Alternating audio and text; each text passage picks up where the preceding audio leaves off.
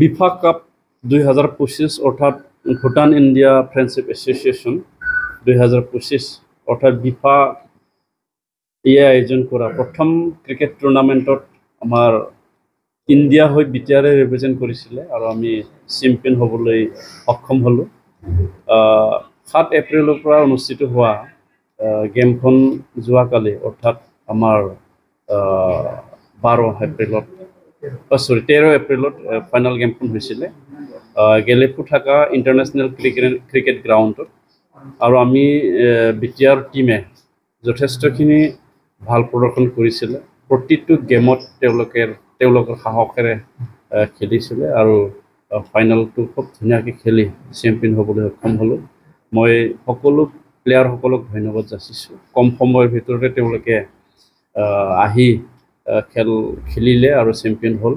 আৰু বিফা এটা international organisation, Bhutan India friendship association, সেইটো বহুত বছৰ আগতে গঠন হৈছিলে।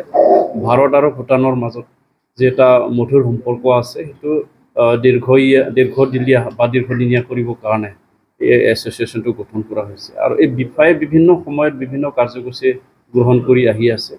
আৰু সেই হিচাপে এই বছৰ প্ৰথমবাৰৰ কাৰণে এই ক্ৰিকেট টুৰ্ণামেণ্টটো তেওঁলোকে আয়োজন কৰিছিলে। মই বিফাক ধন্যবাদ যাচিছোঁ। জেনেৰেল ছেক্ৰেটাৰী দাৱা পেঞ্জৰ ডাঙৰীয়া তেখেতক ধন্যবাদ যাচিছোঁ, কাৰণ তেওঁলোকে এই বিফা কাপত বিটিআৰক ইণ্ডিয়াৰ হৈ ৰিপ্ৰেজেণ্ট কৰিবৰ কাৰণে নামাতিলে আমি তাত হয়তো অংশগ্ৰহণ কৰাৰ সুযোগটো নাপালোঁ হয়। তাৰ কাৰণে মই তেখেতক ধন্যবাদ যাচিছোঁ। আৰু ইমান ভাল এটা হস্পিটেলিটি আমাক দিলে। প্লেয়াৰসকলক 6 তাৰিখৰ পৰাই প্লেয়াৰসকলক তেওঁলোকে ৰাখিছে পূৰা 13 তাৰিখলৈকে খোৱা লোৱা থকা ইমান ধুনীয়া তেওঁলোকে ৰিচিভ কৰিছে। তাৰ কাৰণে ৰয়েল ভূটান গভৰ্ণমেণ্ট আৰু আমাৰ বিফা যিসকল আছে তেখেতসকলক মই ধন্যবাদ যাচিছোঁ। ভূটান ক্ৰিকেট কাউন্সিল অৰ্থাৎ বৰ্ডৰ সন্মানীয় চেয়াৰমেনকে ধৰি তেওঁলোকৰ সকলো বিষয়ববীয়া তেখেতসকলক ধন্যবাদ যাচিছোঁ। আৰু আমাৰ বিটিআৰ